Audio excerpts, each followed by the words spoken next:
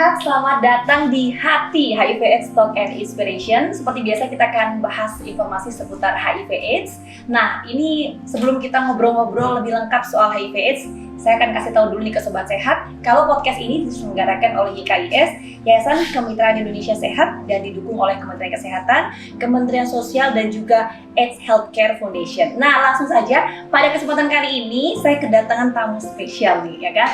Saya mau kasih clue-nya kayak gini. Mungkin bagi Anda yang pernah nonton film Imperfect, nah sosok Rara pasti melekat dong. Siapa dia, langsung aja.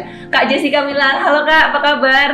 Halo, aku buka masker ya? Iya, karena kita udah jaga jarak ya Kak ya, jadi aman. Iya, benar. Halo, baik kabarnya? Alhamdulillah, semoga sehat selalu. Aku manggilnya Kak Jessica Mila atau Rara ya? Mungkin Mila aja. Oh Mila aja, manggilnya Kak Mila. Jadi kenapa nggak mau dipanggil Rara?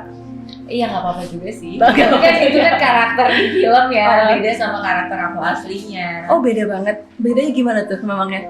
Kak Mila? Bedanya mungkin kalau dulu sama, karena dulu aku sama insecure sama Rara. Tapi sekarang seiring berjalannya waktu, semakin dewasa udah semakin bisa mencintai diri sendiri. Oke, memang apa sih Kak pelajaran yang bisa diambil dari sosok Rara di film Imperfect? Udah nonton kan? Udah, Sebelumnya, pertama kali launching langsung nonton ya kan? Tapi saya tuh nggak dapet tiket gratis. Menurut aku mungkin intinya adalah punya self love sih. Kan Rara itu di situ memang dia insecure banget karena dari kecil dia sudah mengalami body shaming ya. Dan yang memperparah adalah karena dia tuh nggak tahu nilai dirinya. Jadi dia menilai dirinya berdasarkan apa yang orang-orang omongin tentang dia dan berdasarkan mungkin fisik dan berat badan di situ gitu. Jadi itu yang membuat dia akhirnya tumbuh menjadi seorang perempuan yang sangat insecure dan akhirnya bikin dia jadi menghalalkan atau melakukan segala cara yang sebenarnya itu bisa menyakiti dirinya sendiri, bisa berdampak buruk untuk kesehatan mentalnya dia sendiri, demi untuk bisa diterima sama orang lain atau mungkin mendapatkan pujian dari Pengakuan orang lain. berdasarkan fisik Pengakuan. itu ya Betul. Kak Mila ya. Nah tapi waktu berperan sebagai sosok Rara itu informasinya nih dengar-dengar katanya Kak Mila sempat naikin badan 10 kilo tuh benar? Benar, Bener Kak? benar. Oke, terus gimana itu? Waktu itu respon dari orang-orang sekitar Kak? Mereka kalau keluarga sama teman-teman sih semuanya support banget ya, karena emang aku sendiri ngerasa cerita film Imperfect ini tuh bagus banget gitu dan sangat relevan banget, relatable banget buat banyak orang gitu. Dan ini sebuah kesempatan yang sayang banget gitu kalau harus aku lewatin hanya karena aku nggak mau naikin berat badan gitu. Dan pada saat itu mereka juga menyediakan tim kayak ada ahli gizinya, ada personal trainernya yang bisa menjaga aku untuk supaya aku tetap sehat. Sebenarnya kan yang menjadi kekhawatiran adalah naikin berat badan 10 kilo dalam waktu yang singkat, terus harus turunin lagi dalam waktu yang singkat, itu bahaya nggak ya buat kesehatan aku gitu. Makanya perlu ahli gizi di sana. Iya, perlu ada ahli gizi. Tapi karena ada tim yang ngebantu aku, akhirnya aku ngerasa oke ini aman kok untuk aku jalanin. Jadi ya udah aku ambil aja. Aku ngerasa juga aku udah suka banget sih ya sama ceritanya gitu. Jadi Tapi memang ceritanya menarik banget sih. Itu memang bisa bercermin dari kehidupan sehari-hari, apalagi soal body shaming. iya. Tapi Kamila, aku sempat baca di Google. Ini bukan kataku, tapi kata Google. Oke. Kata Google, katanya waktu berperan sebagai sosok Rara ini sampai Kamila nggak mau keluar rumah. Itu benar? Iya, jadi sebenarnya waktu itu tuh alasannya ada dua. Pertama karena emang pengennya orang-orang tuh lebih kaget gitu loh begitu ngelihat aku tadinya bentuknya seperti apa, terus berubah Naik jadi 10 kilo. naik jadi 10 kilo tuh seperti apa gitu. Dan di luar itu juga sebenarnya aku emang mau ningkatin rasa insecure supaya aku bisa lebih berasa memerankan karakter Rara kan ya. Jadi ya lebih banyak di rumah dan gak ketemu orang banyak gitu. Jadi kayak kalaupun aku ketemu orang banyak, itu juga kadang-kadang memang aku jadi aneh gitu loh. Aku kayak jadi ngerasa Kok kayak bukan diriku gitu ya? Jadi kayak ngerasa aneh aja gitu dengan, soalnya Rara itu selain digebukin juga kulitnya digelapin banget Iya kan. betul. Jadi memang secara fisik transformasinya cukup terasa gitu ya. Dan itu juga cukup terasa atau dirasakan oleh masyarakat yang memang itu ngelihat awalnya Kak Mila seperti ini tapi jadi naik 10 kilo. Iya. Nah, tapi kalau bicara soal misalnya body shaming nih Kak Mila, tadi ada rasa insecure tadi Kak Mila sampein. Nah, ini berpengaruh ya Kak ya berarti ya soal kesehatan mental juga. Iya dong pasti ya. Banyak banget sih sebenarnya. Kemarin waktu selama promo film kan kita juga sering kayak ada acara-acara yang akhirnya berhubungan sama kesehatan mental juga gitu. Terus ketemu sama beberapa psikolog, ngobrol-ngobrol. Ternyata dari insecure atau dari body shaming atau bullying itu bisa sangat berpengaruh terhadap mental seseorang. Dan dampak terburuknya adalah ya dia bisa akhirnya bunuh diri gitu. Dan kasusnya nggak sedikit yang separah itu gitu. Jadi menarik banget ya ketika seseorang nggak punya self love, nggak tahu nilai dirinya itu seperti apa, akhirnya apa yang orang-orang ucapin itu bisa sangat berpengaruh gitu sama mentalnya. Sedangkan kan orang biasanya ngomong nggak mikir kan. Iya. Orang nggak mikirin kondisi kita lagi seperti apa, tiba-tiba ketemu kayak kok gendut banget sekarang, Asal bunyi iya, ya. gitu kayak ngasih komentar-komentar yang nggak penting dan akhirnya bisa mempengaruhi mental kita gitu. Oke, nah Kak Mila kan juga salah satu aktris yang memang concern soal kesehatan mental ya. Nah, seberapa penting sih Kak Mila kesehatan mental itu? Penting banget kalau menurut aku, karena dari kesehatan mental itu pasti berpengaruh juga ke kesehatan fisik ya, dan mempengaruhi juga gimana kita bisa beraktivitas, kita bisa bekerja, kita bisa mungkin menjalin hubungan sama orang lain gitu, kayak Termasuk menyelesaikan tantangan hidup. iya gitu kan. pastinya gitu. Jadi kayak kalau misalkan kita secara mental udah nggak sehat, pasti aspek-aspek yang lain akan terganggu juga menurut aku gitu. Nah, itu penting loh Kak Mila, karena banyak orang yang memang sekarang ini concernnya soal kesehatan fisiknya, sementara Pasti, mental ya. kemudian dikesampingkan. Itu harus jadi ini juga ya. Iya. Nah, tapi kalau Kak Mila sendiri kan concern soal kesehatan mental ya Kak ya. Tapi dampaknya kayak apa sih Kak kalau soal kesehatan mental? Kita ngobrolin soal kesehatan mental ini dampaknya seberapa luas sih? Selain tadi soal tantangan hidup, misalkan tantangan hidup dan lain sebagainya. Dampaknya luas sekali karena gini, mungkin kalau kesehatan fisik ada beberapa penyakit yang misalkan taruhlah nggak menular gitu ya.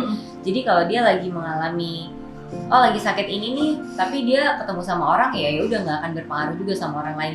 Tapi kalau kesehatan mental menurut aku kemungkinan besar apa yang dia lakukan, apa yang dia katakan itu bisa berpengaruh juga ke mental orang lain.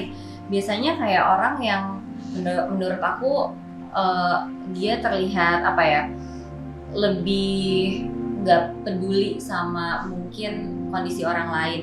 Dia sering ngebully orang lain. Sebenarnya dia sendiri pun mengalami masalah dalam dirinya kesehatan sendiri. mentalnya itu ya. ya. Dan akhirnya dia menyakiti orang lain karena masalahnya dia itu gitu. Jadi akhirnya kayak berantai gitu loh, ya kan? Jadi dari satu orang sebenarnya udah kesehatan mentalnya terganggu, menyakiti orang lain ini tersakiti, menyakiti orang lain lagi gitu. Jadi kayak bisa berkesinambungan ya. Iya. Nah, tapi Kamila, sebegitu penting loh tadi kesehatan mental kan dampaknya luas, apalagi soal aspek kehidupan ya kan. Nah, tapi kalau dari Kamila sendiri gimana sih? Kamila ini kan seorang public figure, siapa yang nggak kenal ya kan? Followers Instagram aja 19 juta. Kan gitu. Ini gimana sih menginfluence orang gitu kan? Biar tahu, mengedukasi juga soal pentingnya kesehatan mental, tadi soal body shaming, apalagi pernah berperan dalam film yang memang ini concernnya soal body shaming. Oke, kalau menurut aku kita harus lebih kenal sama diri kita sendiri, lebih peka sama diri kita sendiri gitu ya. Mungkin kalau kesehatan fisik kan gampang banget ya terdeteksi kalau ada yang salah gitu, kayak misalkan kita sakit sesuatu tuh langsung ketahuan gitu, karena ininya tangannya sakit, kakinya sakit, Sakit hati aja kadang sakit hati.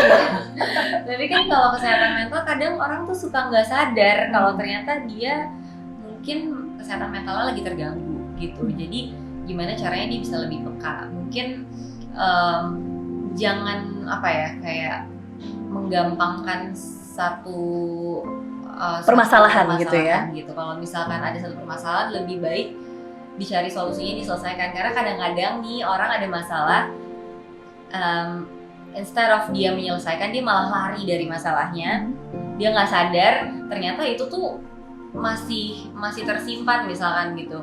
Terus akhirnya jadi mengganggu kesehatan mentalnya, dan dari kesehatan mental mengganggu kesehatan fisik juga. Karena aku pernah ngobrol juga sama dokter, kayak misalkan ada penyakit asam lambung gitu, insomnia kayak gitu. Itu kan dari kesehatan mental juga. Iya, bisa dari sebenarnya. stres juga kan gitu. Jadi sebenarnya ya mungkin akar permasalahannya tuh dari masalah-masalah yang gak selesai itu yang akhirnya ganggu pikirannya, tapi malah jadi ke permasalahan kesehatan fisik yang kalau misalkan dia selesai dengan minum obat, ya udah minum obat mah aja gitu, ya hilang mahnya saat itu, tapi pasti akan kambuh-kambuh lagi kan gitu. Jadi gimana caranya kita harus tahu, oke, kalau ada masalah diselesaikan, kalau emang kita ngerasa kita nggak bisa selesaikan sendiri, kita mencari pertolongan mungkin sama teman, keluarga, guru di sekolah. Apalagi kalau lagi stres ya kan, iya. nonton film apa di Perfect. Oh, kok aku jadi promosi ya? Enggak ya. Tapi nggak apa-apa. Kali aja nanti kalau ada film baru bisa diundang ya Kak ya. Kak, tapi gini, ngobrol soal tadi menarik sih. Tadi kita bicara banyak banget soal kesehatan mental dan lain-lain. Tapi salah satu hal yang bisa kemudian yang mempengaruhi kesehatan mental atau setidaknya mengantisipasi ini adalah soal kegiatan sosial, ya nggak sih?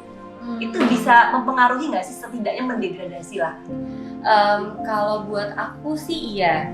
Aku tapi nggak tahu ya apakah benar nih ini bisa menjadi cara yang efektif juga untuk mengurangi gitu kemungkinan kita untuk stres dan lain sebagainya. Karena kalau di aku, ketika kita sebagai seorang manusia bisa mungkin merasa bermanfaat buat orang lain, kayaknya kita jadi ngerasa lebih berharga juga gitu. Kalau aku sih gitu, aku ngerasa hidup aku kayak lebih fulfill, lebih happy. Betul. Gitu, lebih merasa bermanfaat buat orang lain ya. Itu menurut aku berpengaruh banget sih untuk kebahagiaan aku juga gitu. Jadi itu mungkin kenapa kalau di aku itu sangat berpengaruh juga. Itulah, kadang kan memang ada sih Kamila, goals hidup orang tuh udah bisa bermanfaat buat orang lain, macam-macam sih goals hidup orang ya kan. Tapi Kamila juga, aku baca-baca di Google, sok meramal, nggak meramal tapi baca-baca di Google. Bagus nih kayaknya. Iya.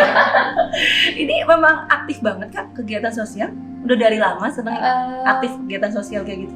Iya, aku berusaha sih untuk bisa aktif gitu, untuk walaupun sibuk gitu ya, tapi karena gini, aku tuh percaya kata-katanya tuh gini, strength is for service gitu. Ketika kita punya kelebihan atau kekuatan, kepintaran apapun yang kita punya gitu, yang mungkin Tuhan udah percayakan sama kita, itu tuh harusnya kita gunakan untuk melayani orang lain, bukan untuk kepentingan kita sendiri gitu. Karena kalau misalkan mungkin perumpamannya kalau misalkan pohon gitu ada buahnya, sebenarnya buahnya itu kan untuk dinikmati sama orang lain ya, bukan sama pohon itu sendiri gitu. Jadi ya itu sih yang aku pegang, makanya kenapa aku mungkin pengen gitu ketika aku dipercayakan sebuah kelebihan, aku bisa menggunakannya itu untuk membantu orang lain gitu.